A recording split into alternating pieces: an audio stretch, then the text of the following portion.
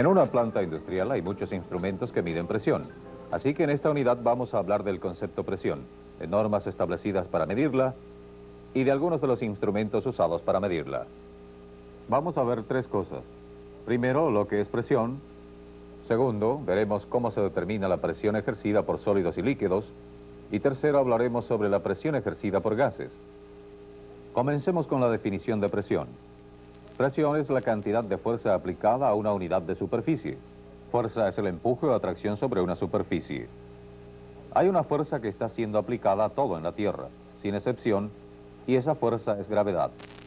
La gravedad siempre ejerce una fuerza de atracción sobre todos los sólidos, líquidos y gases. Esta fuerza hace que todo tenga un peso, y una de las unidades de peso más comunes es la libra. Recuerden que presión es la fuerza que ejerce un cuerpo por unidad de superficie. Una unidad de superficie común es la pulgada cuadrada. Podemos reducir nuestra definición de presión a una fórmula matemática. La presión es igual a la fuerza dividida por la superficie. En este ejemplo, la fuerza se dará en libras y las unidades de superficie en pulgadas cuadradas. Si dividimos la fuerza total por la superficie total, podemos determinar la presión que está siendo aplicada a cada pulgada cuadrada o a cada unidad de superficie.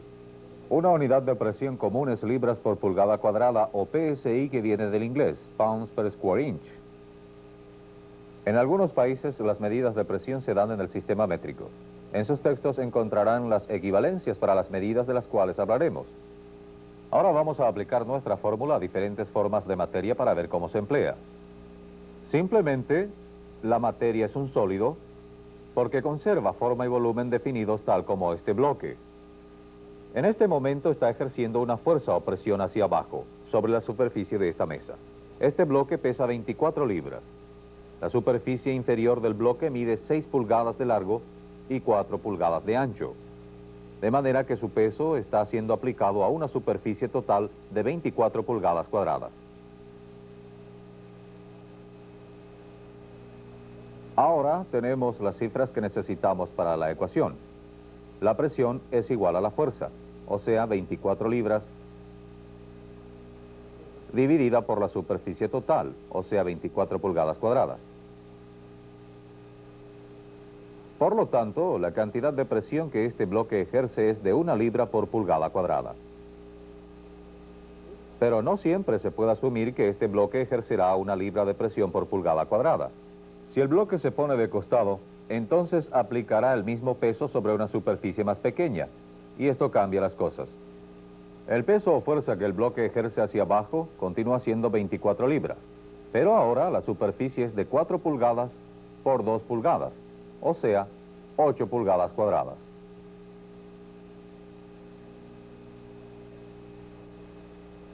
En esta posición son 24 libras, divididas por 8 pulgadas cuadradas, lo cual da un resultado de 3 libras por pulgada cuadrada, de manera que la cantidad de presión o fuerza que se ejerce por unidad de superficie es mayor, aunque el peso no ha cambiado.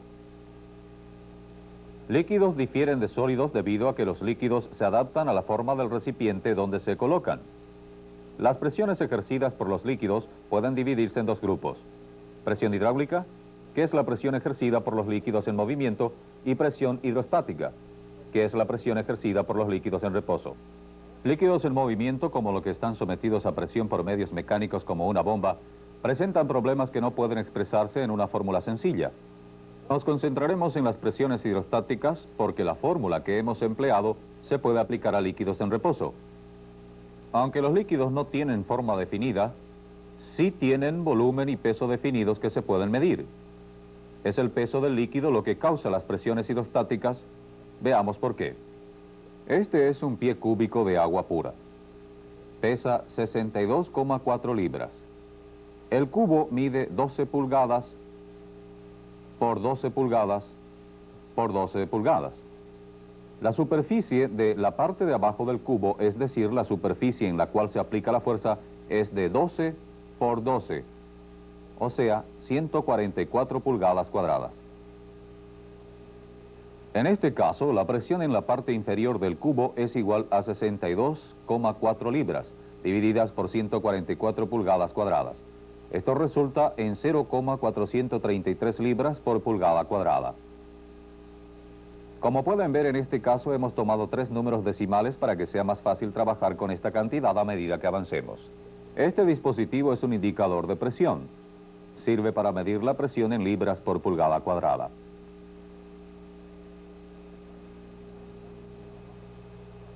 Debe indicar lo que acabamos de calcular, 0,433 libras por pulgada cuadrada.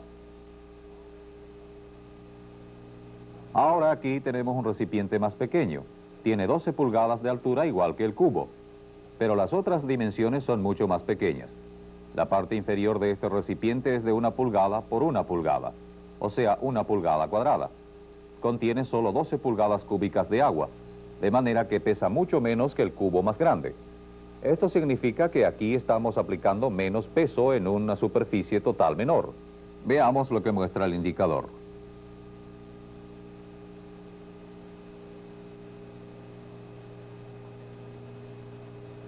...0,433 libras por pulgada cuadrada, la misma presión.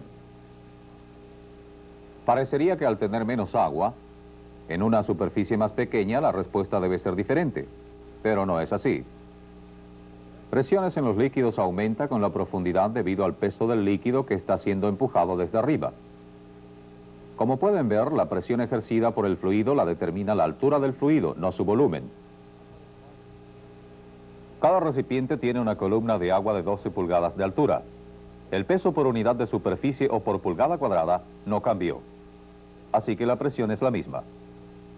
El término carga estática se emplea corrientemente para referirse a la altura del fluido en un recipiente.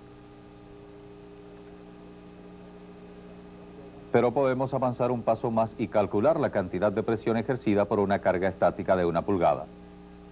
El resultado es un doceavo de 0,433 o 0,0361 psi. Vimos cómo la fórmula de P igual a F sobre S se usa para determinar la presión ejercida por sólidos y líquidos en reposo. Algunas de las cifras que hemos utilizado en estas demostraciones han sido probadas y establecidas como normas industriales. Por ejemplo, ustedes pueden contar con que una columna de agua de 12 pulgadas ejerce una presión de 0,433 libras por pulgada cuadrada y una pulgada de agua ejerce una presión de 0,0361 libras por pulgada cuadrada. Las pulgadas de agua son una unidad de medición como lo son las libras por pulgada cuadrada. Es posible convertir estas unidades de una a otra. Por ejemplo, digamos que hay un indicador de presión en la base de un tanque de agua abierto. El indicador muestra 10,83 psi. Como ya saben que una pulgada de agua ejerce una presión de 0,361 psi, pueden descubrir cuántos pies de agua hay en el tanque si dividen 10,83 psi por 0,0361 psi.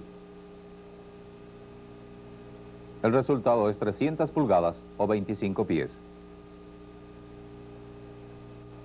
Si el tanque contiene un líquido que no sea agua, su nivel se puede determinar si se compensa la diferencia de peso entre el fluido y el agua. Hay otro líquido que se emplea como unidad de medición, el mercurio. El mercurio es una sustancia particular porque es el único metal que se encuentra naturalmente en forma líquida. Ustedes usarán pulgadas de mercurio y pulgadas de agua para medir varias presiones en su planta. Comparemos los dos líquidos. El mercurio, como es un metal, es mucho más pesado que el agua. Pesa 13,6 veces más que el agua. De manera que si una pulgada de agua ejerce una presión de 0,0361 psi, entonces una pulgada de mercurio ejercerá 13,6 multiplicado por 0,0361 psi, o sea, 0,491 psi.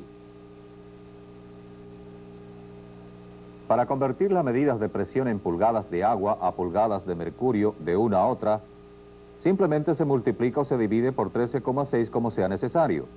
Hablaremos de cómo se emplean estos líquidos para medir presión más adelante. Ahora hablemos de algo que es más liviano que el mercurio o el agua, la tercera forma de materia, gases. Los gases se diferencian de los sólidos y los líquidos en que no tienen forma ni volumen definido, pero sí tienen peso, aunque este sea muy poco. Debido a las propiedades singulares de los gases, los dividiremos en dos categorías básicas: gases contenidos, como los que se encuentran en un tanque cerrado, y gases no contenidos. Los gases que se colocan en un recipiente se expanden y llenan todo el recipiente, ejerciendo presión sobre sus paredes. Presiones ejercidas por un gas contenido puede aumentarse si se aumenta la temperatura del gas, o comprimiendo un mayor volumen de gas en el recipiente. Como las propiedades de los gases contenidos son tan diferentes a las de sólidos y líquidos, la fórmula simple, presión igual a fuerza sobre superficie, no aplica directamente. Tiene que alterarse para tener en cuenta volumen y temperatura. La fórmula que hemos usado se aplica mejor a gases no contenidos. Esto se debe a que con gases no contenidos el volumen y la temperatura no son factores de control. La atmósfera está constituida de una mezcla de gases no contenidos, generalmente denominada aire. La Tierra está rodeada por un océano de aire que se extiende a cientos de kilómetros en todas las direcciones. Cada pulgada cuadrada de la superficie de la Tierra recibe la acción de una fuerza igual al peso de una columna de aire de una pulgada cuadrada en superficie y cientos de kilómetros de altura. Esta columna de aire ejerce una presión de aproximadamente 14,7 libras por pulgada cuadrada al nivel del mar. La clase de presión ejercida por el aire en la atmósfera se llama presión atmosférica. La cifra de 14,7 libras por pulgada cuadrada tiene que expresarse en términos aproximados, porque hay factores que pueden hacerla variar. Por ejemplo, el aire al nivel del mar ejerce más presión que el aire en la cima de una montaña, porque la presión ejercida por el aire aumenta con la profundidad. Al nivel del mar hay más aire que está presionando desde arriba. Entre más alta sea la atmósfera, menos efecto tendrá la gravedad sobre los gases, de manera que el aire tiene menos peso y ejerce menos presión. Las condiciones ambientales también pueden causar zonas de presión baja que afectan la presión atmosférica regionalmente. O sea que todo esto significa que 14,7 psi es la norma establecida por la presión atmosférica al nivel del mar, y la usarán muy a menudo en su trabajo. Pero es posible que tenga que cambiar esa cifra para compensar diferencias en altitud y condiciones atmosféricas. Hemos hablado de algunas de las razones por las cuales sólidos, líquidos y gases ejercen presión. También hablamos de 3 unidades que se usan corrientemente para expresar presión: libras por pulgada cuadrada, pulgadas de agua y pulgadas de mercurio. En la próxima sección hablaremos sobre la presión atmosférica y veremos una demostración de sus efectos. Pero antes de eso, repasen lo que hemos cubierto en sus textos.